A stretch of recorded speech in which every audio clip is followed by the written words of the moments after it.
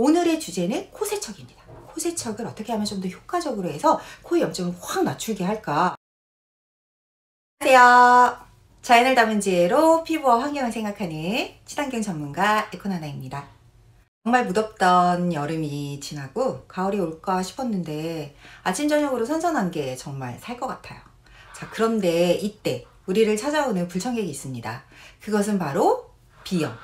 또 이 비염이 너무 심해져서 축농증으로 가시는 분들도 엄청 많으시죠.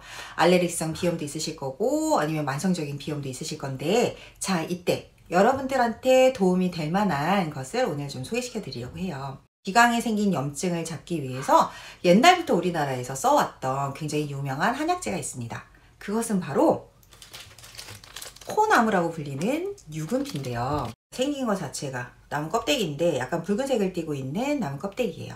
바로 이것이 유근피라고 부르기도 하고요. 얘를 물에다가 담궈 보시면요, 아주 코처럼 뭔가 찐득찐득한 점액질이 나오거든요. 그래서 코나무라고도 부르기도 하고요. 이게 뭔가 늘어진다, 늘어져. 뭔가 찐득찐득한 진액이 늘어진다 그래서 느릅나무라고 부르기도 합니다. 네, 맞아요. 여러분들이 잘 알고 있는 느릅나무의 껍질을 한약재에서는 유근피라고 하는데요. 이 유근피는 특히 부종, 뭔가가 이렇게 부어있을 때 부어있는 거를 낮추는 역할을 하는데 굉장히 효과적인데요. 특히 이 비강이 붓거나 코가 붓거나 알러지가 있거나 이런 것들을 싹 낮춰주는, 가라앉혀주는데 정말 특효약으로 많이 쓰이고 있습니다. 심지어 얘는 아토피성 피부염에도 정말 좋거든요. 제가 애가 어렸을 때 아토피성 피부염이 워낙 심하다 보니까 그 아이의 피부에도 이 유근피 추출물을 좀 발라주곤 했는데 정말 신기하게 붉은 기운들이 싹 사라지면서 가려움증도 싹 낮아지는 게 아이가 덜 긁더라고요. 마찬가지입니다. 우리 코 속이 부어서 또 코 속에서 발작이 일어나서 우리가 막 애취 이렇게 하잖아요. 이런 모든 것들을 싹 낮춰주는 정말 천연의 항히스타민제라고 말을 할 수가 있죠. 바로 이 유근피가 코에 정말 좋습니다. 그래서 집에서 하실 때는 이 유근피를 물에다가 좀 은근하게 또는 은근하게 달이셔도 되는데요. 우리 아이가 어렸을 때 제가 했던 방법은요, 뭐 끓이는 것도 굉장히 좋겠지만 그냥 물에다가 담가 놨었거든요. 정제수나 물 같은 데가 담가 놓으면 정말 하룻밤만 지나고 나면요, 그 밑에 뭔가 끈적끈적한 진액들이 나와요. 그 진액을 이용을 했습니다. 그래서 여러분들도 그 진액을 그렇게 이용하셔도 되고요. 또는 요즘 얼마나 편한 세상입니까? 이렇게 유근피 추출물도 있습니다. 그래서 이 유근피 추출물을 이용하시는 것도 좋으시겠죠. 그래서 집에서는 느릅나무 껍질을 이용을 해서 추출을 하시든지 아니면 이렇게 추출물을 이용을 하시면 좋을 것 같아요. 정말 여러분들한테 도움이 될 만한 한약 코 세척액을 좀 만들어 보려고 해요. 뮤실리지라고 하는 성분들이 들어있는데요. 이런 것들이 부종을 낮추는데 굉장히 효과적입니다. 코가 막 부어가지고 정말 참을 수가 없다, 이런 코 부은 것들을 싹 낮춰줘요. 그러므로 서로 코를 세척할 때 또는 코 스프레이를 할 때 많은 도움을 주겠죠. 그래서 요 유근피 추출물과 함께 꼭 같이 써야 되는 게 있습니다. 바로 이 코 비염에 굉장히 좋은 두 번째 한약재는 아따고 이것은 바로 독고말이라고 불리우는 건데요. 네, 창의자라고 불리는 한약재입니다. 우리가 산에 갔다가 딱 나올 때 얘네들이 옷에 이렇게 붙어가지고 오는 경우가 있고요.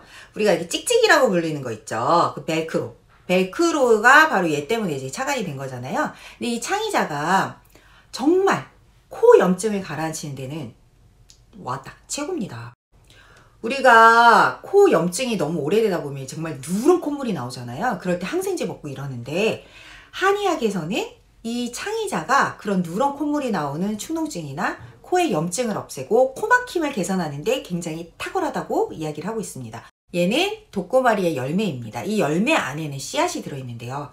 창의자는 다 좋은데 정말 이게 코의 염증에도 좋고 뭔가 열을 내리는데도 굉장히 효과적이긴 한데요. 독성도 가지고 있습니다. 그러므로 집에서 막 함부로 계속 끓여가지고 사용하시는 거는 별로 좋지 않아요.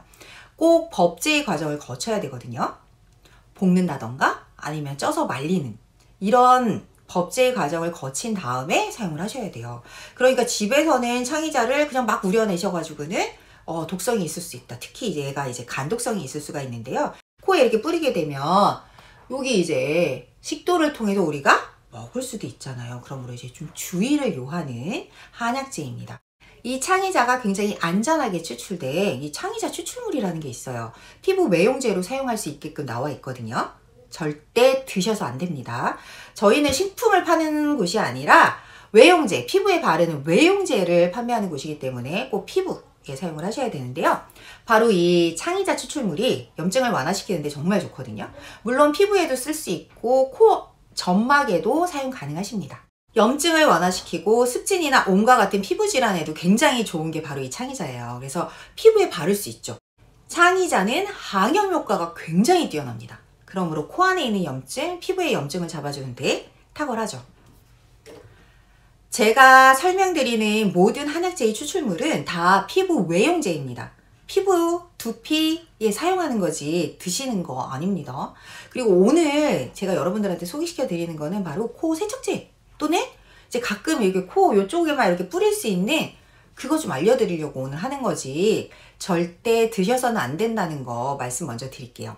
자, 얘네 두 개를 이제 섞어가지고 만들 건데 제가 해보니까 추출물로만 섞어가지고 코를 세척하거나 뿌리게 되면요 오히려 이 코 점막이 약간 건조해지는 느낌이 있더라고요. 자, 그러면 우리가 코를 세척할 때 뭘로 세척하세요? 맞습니다. 생리식염수로 세척을 하죠. 그 이유는? 맞아요. 우리 몸이 소금물로 되어 있다는 얘기죠. 그렇다면 생리식염수에 들어있는 소금의 농도는 얼마나 될까요? 바로 0.9%입니다. 0.9%의 생리식염수처럼 우리가 소금 농도를 맞춰야 돼요. 그렇다면 소금 중에서도 가장 순수하고 가장 좋은 소금은 뭘까요? 맞습니다. 바로 죽염입니다. 죽염을 100g당 물 100g당 0.9를 넣으면 0.9%의 농도가 됩니다. 자, 그런데 저는 오늘 유분피 추출물 100, 창의자 추출물 100을 넣을 거예요. 그럼 200이잖아요. 그러면 죽염은 1.8g이 들어가야 됩니다. 제가 1.8g을 지금 계량을 했어요. 그래서 집에서 되도록이면 계량하시는 게 좋고요. 제가 해보니까 한 스푼이 조금 안 되더라고요. 그런데 되도록이면 무게를 재주시는 게 훨씬 좋겠죠. 그래야 생리식염수의 농도를 맞출 수 있을 테니까요. 제가 이렇게 해서 해보니까 코 세척하는데도 너무 효과적이고 세척하고 나서도 이 마름 증상이 잘 없더라고요. 그래서 여러분들한테 오늘 요거를 한번 소개시켜 드릴 건데요. 집에서 만약에 이제 뭐 창의자를 법제해서 내가 집에서 추출을 했다. 그러면 그거 100. 그 다음에 유분피 추출물. 아까 제가 말씀드렸죠? 그냥 물에 담그기만 해도 그 코처럼 생긴 그 점액질 성분들이 나오거든요. 그렇게 하셔도 되고 좀 뭉근하게 오랫동안 끓이셔도 됩니다. 자, 이렇게 해가지고 유분피 추출물이 나왔는데 유분피는 이렇게 붉은색이 추출물이 만들어지고요. 창의자랑 색깔이 완전히 차이가 나는 게 보이시죠? 이건 약간 노리끼리한. 그래서 이 창의자 추출물 100, 유분피 추출물 100 이렇게 준비를 먼저 해주시고요. 코 세척할 때 제가 이거 써보니까 시약병이 가장 좋더라고요. 와 할 때 그리고 이렇게 세척할 때 나시죠? 소리를 내시면서 하셔야지 이게 코로 쏴 목구멍 안으로 들어가지 않고 이게 코만 세척이 되거든요. 그래서 자, 여기에다가 알코올로 소독하지 않습니다. 왜냐하면 알코올이 들어가게 되면 코가 너무 매워요. 그래서 알코올 소독하지 않은 상태에서 깨끗하게 세척해서 말린 상태에서 사용해 주시면 되고요. 제가 이제 창의자 추출물 100ml 또는 100g 넣어주시면 됩니다. 이 추출물은 어쨌든 물에다가 추출했기 때문에요. 비중 자체가 1입니다. 그래서 100g이 100ml가 만들어지죠. 자, 그러면 이제 이게 유분피입니다. 유분피 추출물. 정말 코나무라고 불릴 정도로 아주 좋은 이 유분피 추출물 100 넣어주세요.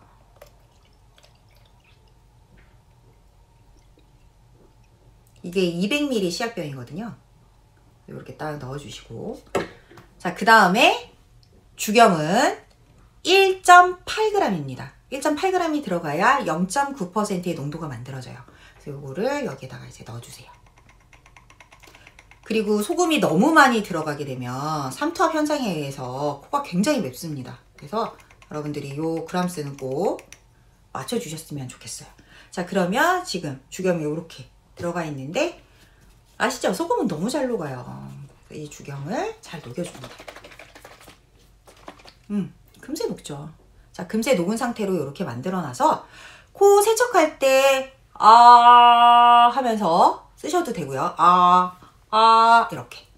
그렇다고 너무 많이 쓰게 되면은 아까우니까 이제 코에 묻힐 수 있을 만큼만 이렇게 해주시고, 저는 또 해보니까 효과적인 게 요 코 스프레이라는 게 있잖아요, 요즘에. 그래서 코 스프레이에다가 요 추출물을 이렇게 넣어서 이렇게 스프레이를 이렇게 해가지고요. 가운데 걸 빼셔야 돼요. 가운데를 이렇게 탁 빼고 나면 이렇게 되는데, 보세요. 나오죠? 그러면 그거에다가 요렇게 한 번씩 이렇게 뿌려놓고 나면 약간 매콤한 느낌이 들어요. 이렇게 한 번씩 촉촉 뿌려놓고 나니까 정말 코도 굉장히 시원하고요. 처음에 뿌릴 때는 약간 매콤한 느낌이 들어요. 그런데 코가 굉장히 편안해집니다. 맞아요. 너무 심하시면 병원 가셔야죠. 전문의와 상담하셔야죠. 자, 그런데 이렇게 우리 주변에 굉장히 좋은 이런 한국의 허브들, 이 한약재를 이용을 해도 정말 좋더라고요. 그래서 오늘 저는 여러분들한테 우리 주변에 있는 이 한약재 이용하는 방법 좀 알려드렸습니다. 코 염증이 있거나 또는 비염이 너무 심하셨는데 병원을 가도 제가 병원 치료 받으면서도 뭔가 보조적인 요법이 좀 필요한 것 같다, 이러신 분들이 있으시다면 저처럼 유분피 추출물, 창의자 추출물, 그리고 죽엽, 이렇게 세 가지를 배합해서 한번 사용해 보세요. 여러분들의 코, 호흡기 건강에 굉장히 좋을 것 같습니다. 제가 해보니까 진짜 짱이더라고요. 여러분들의 좋아요와 구독은 더 좋은 영상을 만드는데 많은 도움이 됩니다. 오늘 저는 여러분들한테 이 환절기 코 건강을 위해서 약이 아닌 우리 자연에 있는 이 한약재를 이용하는 방법 알려드렸고요. 다음에는 더 좋은 아이템으로 찾아뵙도록 하겠습니다. 그럼 환절기 건강 잘 챙기시고 다음에 또 만나요.